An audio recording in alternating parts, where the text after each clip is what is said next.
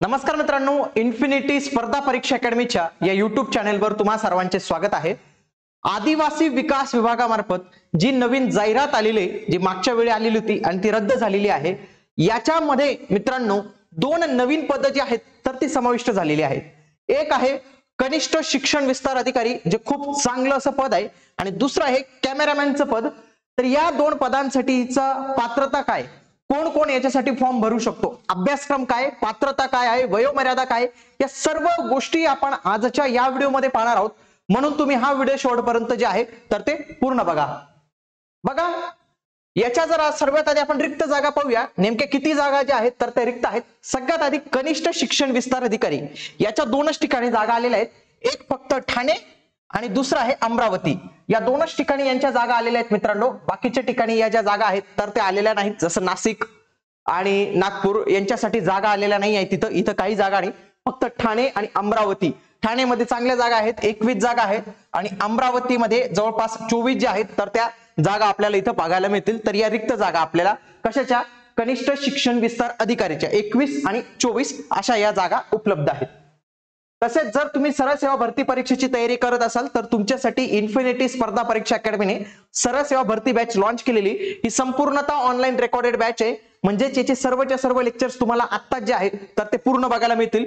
याच्या विषयी अधिक माहिती घेण्यासाठी या कोर्स विषयी या जे नंबर दिसत आहेत तुम्हाला, याला तुम्ही डायरेक्ट कॉल करा, ते तुम्हाला कोर्सेस विषयी अधिक माहिती देतील। आणि जर तुम्हाला डायरेक्टली जॉईन करायचे असेल तर इन्फिनिटी स्पर्धा परीक्षा अकॅडमीचं आपलं ऍप आहे, ज्याची लिंक डिस्क्रिप्शन बॉक्स मध्ये आहे। तेथून ऍप डाउनलोड करून तुम्ही कोर्सला जे आहे तर ते एनरोल करू शकतात, आणि येणाऱ्या आदिवासी विकास भरतीमध्ये तुम्ही चांगले गुण घेऊन ती परीक्षा पास करू शकतात।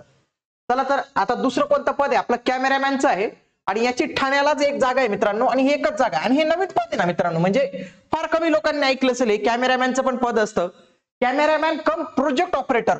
कळाला का तुम्हाला? म्हणजे तो कॅमेरा पण ऑपरेट करेल आणि प्रोजेक्टर असेल तर ते पण ऑपरेट करेल, त्याच्यासाठीचं जे आहे तर हे एक पद आपल्याला इथं दिसतंय। एकच पद आहे, पण मित्रांनो याचं जे क्वालिफिकेशन असेल ना, खूप कमी लोकांकडे असेल, म्हणून ज्यांनी अप्लाय केलं ना तर त्यांच्या सिलेक्शनचे जास्त चान्सेस असतील याला। पुढे वेतन श्रेणी बघावी लागेल आपल्याला, किती पगार आहे बघा। कनिष्ठ शिक्षण विस्तार अधिकारी याचा जो बँड आहे ना मित्रांनो, तर तो S13 चा बँड आहे। आपली जी PSI STI ASO असते याचा बँड किती असतो मित्रांनो, S14 असतो, म्हणजे याच्यापेक्षा एक लेवल खाली। पण तरीही यांचं बेसिक चांगलं आहे, किती 35,400 ते 1,12,400 एवढं त्यांचं बेसिक जे आहे तर ते बघायला मिळतं। आणि याच बेसिकच्या तुलनेने नंतर तुमचे महागाई भत्ते, हाऊस रेंट अलाउन्स ऍड होतात, आणि जनरली हा 50,000-1,000च्या पुढेच, 50,000-60,000च्या पुढे पगार जातो। पुढचं आहे कॅमेरामॅन कम प्रोजेक्ट ऑपरेटर, याची देखील सॅलरी खूप चांगली, S10 चा याचा बँड आहे मित्रांनो, 29,200 ते 92,300 एवढं त्याचं बेसिक पे जे आहे तर ते आपल्याला इथं बघायला मिळतं। म्हणजे या दोघांसाठी खूप चांगली सॅलरी आहे, आणि शिक्षण विस्तार अधिकारीसाठी तर खूपच अशी चांगली सॅलरी आपल्याला इथं बघायला मिळते। पुढे अनुभव आपल्याला पाहिजे। सगळ्यात आधी कॅमेरामॅन साठी पात्रता आणि अनुभव काय लागतो हे पाहूया। बघा, कॅमेरामॅन साठी काय पाहिजे की तुम्ही 12वी पास पाहिजे। सगळ्यात आधी काय पास पाहिजे, 12वी पास। इथं म्हटलेलं बघा, उच्च माध्यमिक प्रमाणपत्र परीक्षा ही पास पाहिजे। तसेच तुमच्या जवळ एक तर डिप्लोमा किंवा सर्टिफिकेट पाहिजे मित्रांनो, कशामधलं, फोटोग्राफी मधलं तुमच्या जवळ सर्टिफिकेट पाहिजे। पहिले काय पाहिजे, तुम्ही 12वी पास पाहिजे, त्याच्यानंतर तुमचा आयदर डिप्लोमा फोटोग्राफी मध्ये पाहिजे किंवा फोटोग्राफी संबंधित काहीतरी सर्टिफिकेट तुमच्या जवळ पाहिजे। तसेच आणखी याला अनुभव सांगितलेला आहे 3 वर्षांचा, 3 वर्षाचा अनुभव सांगितलेला आहे। हा 3 वर्षाचा अनुभव तुम्हाला औद्योगिक प्रशिक्षण संस्था किंवा शासन मान्य संस्था म्हणजे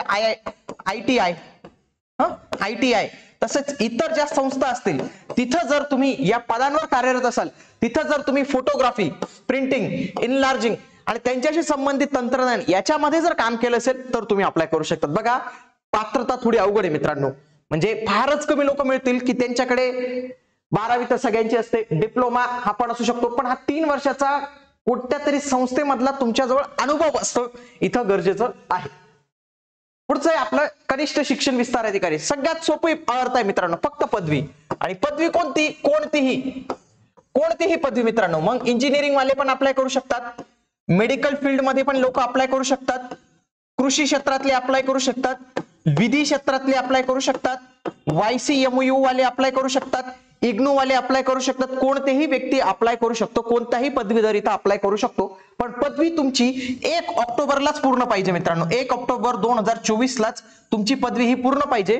म्हणून जे अंतिम वर्षात असतील ते म्हणतील आम्हाला अप्लाय करता येईल का, नाही तुम्हाला अप्लाय करता येणार नाही, कारण की 1 ऑक्टोबरलाच तुमची जी आहे तर ती पदवी ही पूर्ण लागणार आहे मित्रांनो. म्हणून तुम्ही इथं जे आहे तर ते अप्लाय करू शकत नाही. लक्षात घ्या, कोणतेही फील्ड चालेल मित्रांनो, इंजिनिअरिंग, मेडिकल, कृषी, विधी, कोणतीही फील्ड जी आहे तर ती चालणार आहे. कला, वाणिज्य, असं कोणतीही शाखा जी आहे तिथून जर पास असाल तर तुम्ही अप्लाय करू शकतात. म्हणजे खूप चांगली संधी आलेली आहे. मागच्या वेळी हे पद नव्हतं, आता ऍड झालेले आणि याला टायपिंग वगैरे अशी काही अट नाही, फक्त पदवीधर पाहिजे. ओके. आणि असं पण नाही म्हटलेलं इथं बघा, कधी कधी काय असतं, कधी म्हटलं असतं की द्वितीय श्रेणीतून पास पाहिजे, फर्स्ट क्लास पास पाहिजे, असं काहीच नाही म्हटलेलं इथं. म्हणजे 35% पास झालं तरी चालेल, फक्त पास पाहिजे तुम्ही, एवढं हा जो आहे तर याची पात्रता इथं सांगितलेली आहे. पुढे परीक्षा पॅटर्न कसा असतो, यांचा अभ्यासक्रम काय असतो ते पाहूया. बघा 4 विषय असतात मित्रांनो, मराठी, इंग्रजी, सामान्य ज्ञान आणि बौद्धिक चाचणी म्हणजे हा रिझनिंगचा विषय. यांचे एकूण 100 प्रश्न येतात 200 गुणांसाठी, म्हणजे एका प्रश्नाला तुम्हाला 2 गुण बघायला मिळतात. आणि निगेटिव्ह मार्किंग सिस्टीम नसते मित्रांनो, नो निगेटिव्ह मार्क्स नसतात इथं. ओके. नाहीतर मुलं कमेंट्स मध्ये विचारत बसतात. आणि ही परीक्षा कोण घेणार आहे, ही परीक्षा IBPS पॅटर्न नुसार होणार आहे. आणि इथं कोणताही सेक्शनल टायमिंग नाही, जसं IBPS ला असतो, आता TCS ला पण आलेला बघा, BMC ला तसा इथं काही नाही, डायरेक्ट 120 मिनिटं आहे. म्हणजे तुमच्याजवळ 2 तास आहे डायरेक्टली, आणि 2 तास खूप सफिशियंट आहेत मित्रांनो, खूप मोठा टायमिंग होऊन जातो हा. आणि त्याच्यात मॅथ तर फक्त 25 प्रश्नांना नाही, मराठीवर 25 प्रश्न, इंग्रजीवर 25 प्रश्न, सामान्य ज्ञानावर 25 प्रश्न आणि बौद्धिक चाचणीवर 25 प्रश्न, असे 100 प्रश्न 200 गुणांसाठी तुम्हाला बघायला मिळेल. बघा मराठीच्या अभ्यासक्रमात एक असतं व्याकरण आणि दुसरं असतं शब्दसंग्रह, ज्याला आपण वोकॅब म्हणतो. तर शब्दसंग्रह, व्याकरण दोन्ही व्यवस्थित करायचं.